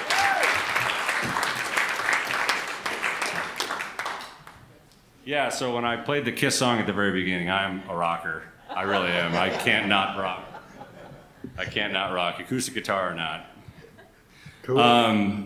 That, no one actually accused me of being too old, but I had a picture in my head at one point. Like when you look in that mirror and you're so gray after you've seen a picture of yourself and you still got black curly hair that was, now it's all straight and gray. And It's not straight. There's some curls. I will say that I was stuck on this song too, and I was working on one of these hikes, and and Cindy said, "What song are you working on?" So we talked about it, and she helped me a lot with that last verse. And it was really it was part of that communication. I knew I wanted to land with, something strong in that last verse, but really, she's my accomplice, my partner in crime, and it was so much fun to write that and have her kind of validate and say, "No, that you should maybe not say that, but try this," and it was fun. So we're gonna collaborate in every song from now on. She just keeps you out of trouble. I know what she does. She may overshadow you if she came up with that "getting old never gets old." Yeah, well. Yeah, that's awesome. Getting old never gets old. I love that. Hey, you know what? You got one ride, right? So you might as well make the most of it. I remember when I was a teenager and they said Elvis was 40, and I'm like, man, he's Oh, I know. old. I know. And my dad was like, hey. Yeah. I don't know. I'm like, 40 was like freaking old. Yeah. I think too. I was turned 62 this year, and it was something that it was like in my head, like all the stuff about kids leaving and maybe being grandparents soon or something. What are you gonna do with? And it's just like, this is There's always probably the something greatest part new. of it is you get to see more stuff. I'm one of those people, like, I'm excited about what's gonna happen next, not sad about what's past, I guess. Yeah, I More like than the that. excitement in this song. Thank you. I need to sing this every day. Joe, I wanna get a couple more songs in if we can. Okay, and the next one is More to Me, is that Yeah, okay? sure, that works. I have so my former musical partner, she had a daughter at the time, Alexandra was her name, and anyway, when I turned 60, she said, "Joe, you're old and decrepit." And I had to admit, I'm old. So a little slightly different, I wrote a slightly different song than you. It's, "Well, I may be old, but I'm not dead yet." I didn't go that far. No, because you're 10 years younger than me, so.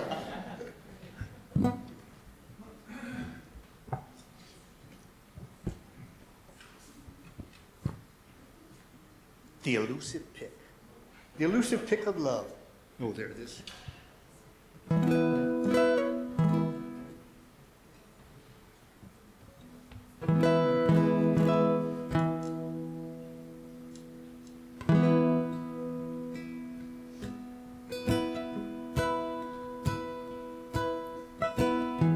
When I was young, I would ride my bike all hours outside. Got so dark I could not see. When I was young, I would hide my feelings deep inside. I got so dark I could not let it be.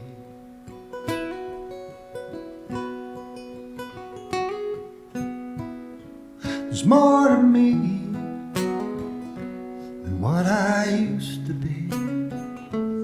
I am not the man I was.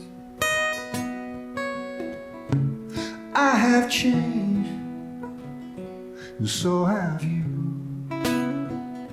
So let it go, keep moving on. Do do do do do do do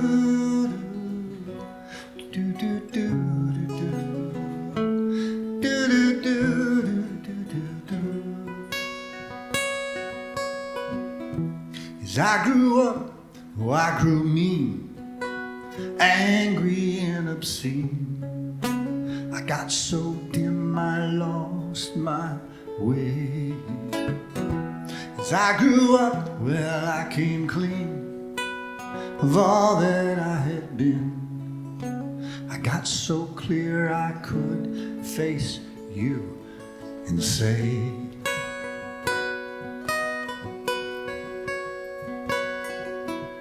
there's more to me than what I used to be. I am not the man I was. Oh, I have changed, and so have you. Let it go, keep moving on. There's more to me than what I used to be. I am not the man I was. Oh, I have changed, and so have you. Let's let it go, keep moving on. Do do do do do do do do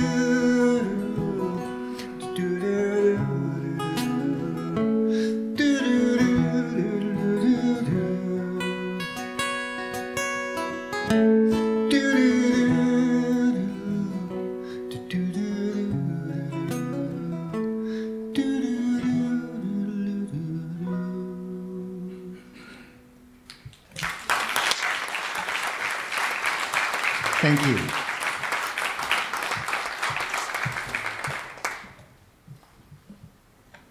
Very nice topic tonight, changing. Is this a personal story? It is, but it's not about me. You know, when you have friends and you, so this song, I won't name names, but he's from this town. And one day I was hiking with him at the Celery Bog, and he was saying, Joe, my mom just won't accept that I'm not the man I used to be. And I thought, Eric? Oh. Where's Eric? Please stand up. That's a pseudonym. Fictional name. I said, if you don't write that song, I'm gonna. I waited about a month, and it was like, nothing. All right, dude. So that's what Okay. it was just based on what he had told me that day, that he was dealing with, some issues. Well, that's. Did he play it for his mom? I'm not sure. Yeah, but they're buds. It's worked out. It's worked out. Yeah. Yes. Yeah, but it's still an inspiration. It helped me process, Yeah, as well as I think him. I think it's a pretty universal thing too. The idea that I've changed and so have you. That was part of what you were. One of the songs you played Yeah, exactly. too. It's just patently true that we all change. We all change. I mean, Hopefully, I'm not the man I was when I stepped on and played that first song. Right. Because now I've got all this experience, so yeah. Yeah. Yeah, thank She you. still loves him. I She's sometimes his say mom. I've had a firmware update, and I'm not the same. I do want to. That's called an upgrade. right? Upgrade. Well, hopefully it is. I want to keep going if I can, just because we've a couple more songs if we can. So, are you okay to play it? Okay. How y'all doing? Thanks for being here. My goodness. I mean, we would. It's our nature to just do this anyway, if you were here or not. But we're seriously thrilled that you are here. Thank you. But if all. you weren't here, we'd be saying, "Why'd you use that chord? And why didn't you try this one? And why'd you say that? You need to change those lyrics." Ladies and gentlemen, Kelsey Patton.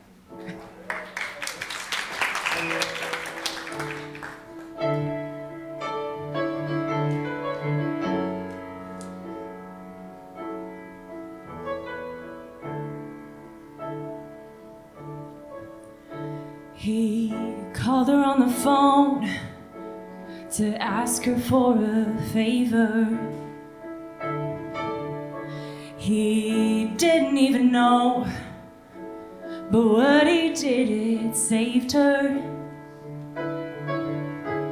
The pieces fit together when he kept her on his mind. Golden glimpse of something better when he kept her on the line. When it's tempting to throw it away, line the edges in golden paint. Look for the helpers, seek out the saints. Even broken pieces can be remade.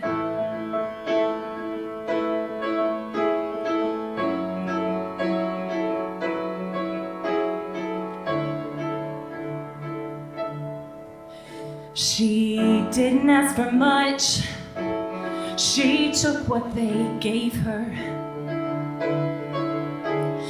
But her words were stuck, and another year would break her. He stayed and he listened to what she held inside. And as her cracks were witnessed, they turned to golden lights. When it's tempting to throw it away, line the edges in golden paint. Look for the helpers, seek out the saints. Even broken pieces can be remade.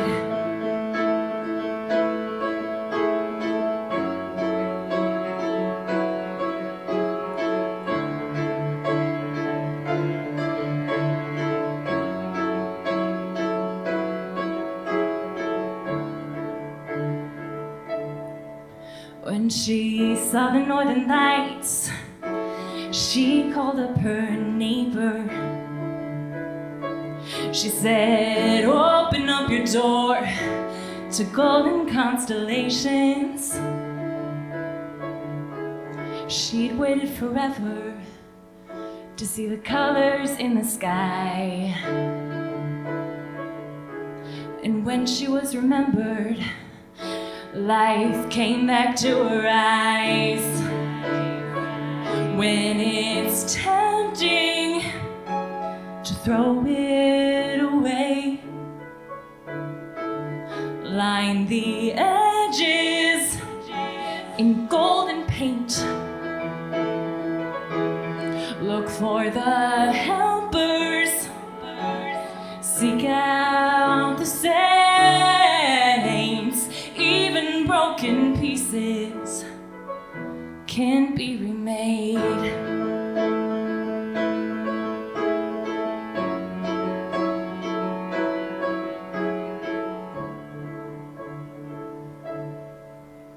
And as the years went by, his fire slowly faded, but his embers lit the flame for the next generation. Told the untold stories, sang the unsung songs, surrendered to his limits so they could all sing along. When it's tempting to throw it away, line the edges in golden paint. Look for the helpers, seek out the saints. Even broken pieces, yeah, even broken pieces And even broken people can't be remade.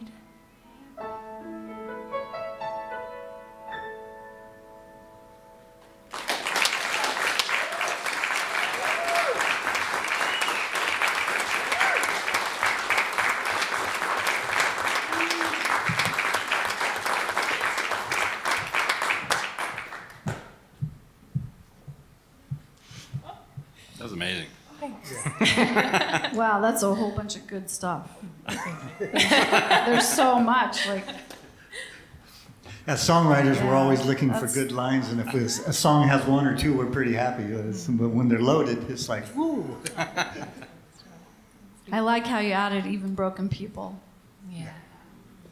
Thank you. Yeah, can be remade. Yeah. Yeah. Like inspirational piece behind this that, like, it's so complicated and deep, I think.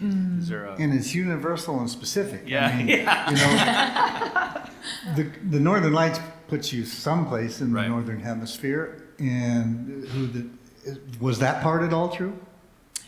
Well, the Northern Lights happening in Indiana actually was I remember true. that, yes. So So this came out of that? this came out of that. So I had a neighbor that called me up when she saw the Northern Lights, and she called up her neighbor, which was me. And yeah, she just drew my attention to it, and I was so thankful for that. And I just thought about, how do we all wake each other up? How do we all keep each other in mind? How are we all having the potential to be lifelines for one another? And then I started thinking about the symbol of kintsugi, the Japanese art form that takes broken pottery, broken pieces, and makes the piece even stronger by using golden lacquer, golden paint, to remake it, to rebuild it. And so I just thought, how can we as a community, as pieces, right, come together in our, wholeness and our brokenness, come together and make each other whole. I mean, you better be careful. She'll think I may call you. That's a beautiful sentiment, though. I didn't mean to Yeah. make light of it. That's No, so thank wonderful. you. Yeah. And did you know about that Japanese art form before the song, or it came out of the writing the song? Yeah, before the song, I had a Yeah. conversation with a mentor of mine, and we were talking about it. And then I thought, okay, how can I put all these, ideas together? Yeah, That's awesome. yeah, Thank you. Yeah, for and it's sharing. like, if we just don't know, like, we should get out of bed so that we could go smile at someone, because that might change everything in their day. yeah, Just a smile. absolutely. Thanks. I would like to do one more if you guys are okay with that. Have Anita play one more song for us if she can. Can you play one more? Is it the...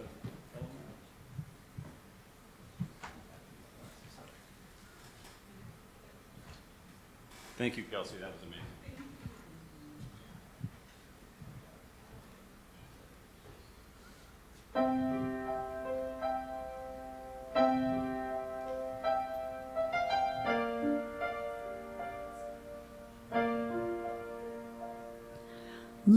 Listen, it's in the air. Feel it, it's everywhere. A spirit rising above all the hatred, bringing us love. People giving their hand, loving their fellow man. They're smiling, singing a song, lifting, making you strong, helping, bringing a meal, feeling just what you feel. They are people giving their hand, loving their fellow man.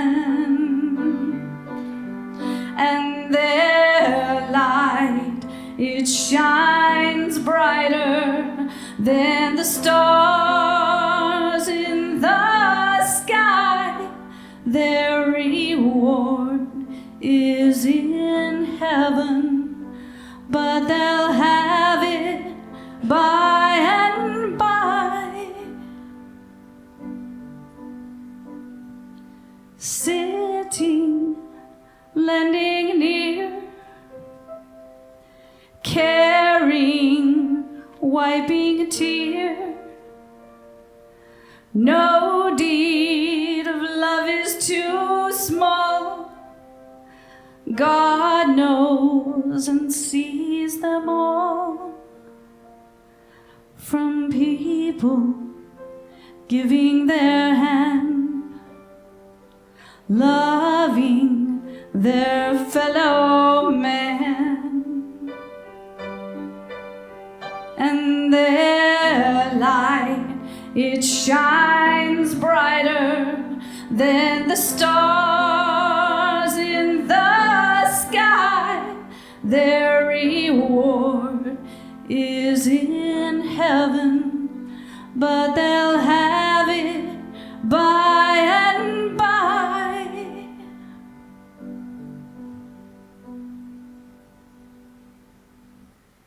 An angel is taking a note. Do you know what he wrote? Chosen, one of the few. Could it, should it be you? Someone lending your hand, trying to understand and loving your fellow man. People, loving people, it's part of the plan. We're all part of the plan to love our fellow man. Can we love our fellow man?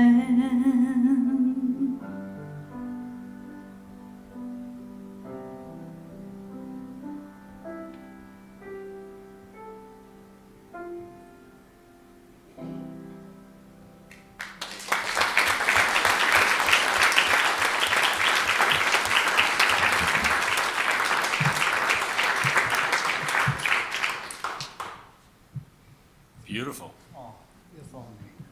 Heartfelt. Like something drove. Was that the same? Some of the same themes you've been revisiting that inspired that? Well, when my dad died in 1983, I prayed that I asked God, please don't let my dad die.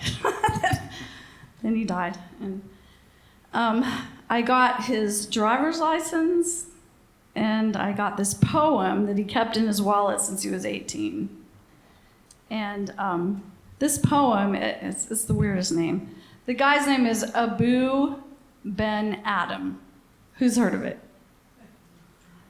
Okay, it says, Abu Ben Adam, may his tribe increase, awoke one night from a deep dream of peace, and saw within the sunlight, the moonlight in his room, making it rich and like a lily in bloom, an angel writing in a book of gold. Exceeding peace had made Ben Adam bold, and to the presence in the room he said, what writest thou? The vision raised its head, and with a look made of all sweet accord answered the names of those who love the Lord. And is mine one? Said Abu. Nay, not so, replied the angel. Abu spoke more low and cheerily still and said, I pray thee then, write me as one that loves his fellow men. The angel wrote and vanished. The next night it came again with a great awakening light and showed the names whom love of God had blessed. And lo, Ben Adam's name led all the rest. Because the way we show that we love the Lord is by loving our fellow man. And my dad laminated this and kept it in his wallet for his whole life. And so I wrote that song based on that poem. And it's just really true. We're all here for each other. It's all part of the plan to love each other. Just to love each other. It's a great thing to end on, actually. Yeah. Thank you for sharing that song. Thank you for writing it. Thank you for writing it. I think that's all we have time for today. Unfortunately, you'll be back in December and Yes, March. we have one. Thank you Come so back much for for more, coming. Patrick. Thank you Yes. so much. Thank you all. So we have December 7th, another Sunday in the afternoon, just like this. And then we also have, and it'll be Lindsay Lowe, Dave Inskeep is right here, so he's taking notes. He's going to tell me what I did wrong and what we should do better. And then Sam Bennett's going to join us as well. And then next March, we have Scott Greason, who's back in the back with Vicki Maris joining, just three of us, because I think they're going to bring a lot. So it's going to be a tough one. I also want to say Joe has a special event this Friday. So we want to talk a little bit about that, please? A bunch of us, including Patrick, Frank Anthony, David Inskeep, and others, many others, Scott Greason, of course, Vicki Maris, many folks will be here on this stage next Friday starting at 7:30 p.m. for Collaboration 2025, Keep Looking Up. It's been a 2-year project across time and space, California, Indiana, Georgia, elsewhere. So we got a lot of good music for you and a lot of variety and diversity, because Michael Kelsey and I will be providing much of the music, but we'll have a whole parade of singers coming up. If you were here 2 years ago, you kind of know the vibe and the buzz. So, but if you weren't, come this Friday and you'll understand what it's all about. Thanks so much. I will first, yeah, absolutely go. This is going to be an amazing show. I can't wait to be a part of it. Thank you. But I also want to say, Anita, thank you so much for joining Joe and Kelsey. This has been an amazing event. I'm so Thank happy you, Patrick. that And you so kind of much. kicked us off with us. We are blessed that you came up here and said yes, number one. Thank you. You've been an amazing host. Thanks to Alan Huff for running us Alan on over today. here. Yeah, I'd like to you, say sound thank you to guy. Rachel as well. And the Cy Oates sorority, just helping out with they volunteered for this, so this is amazing. Yes. Thank you so much for Totally. spending your Sunday afternoon you. with us. I appreciate it. Joan, we'll see you on the pickleball court. Have a beautiful rest of your day. Yes, thank you so much.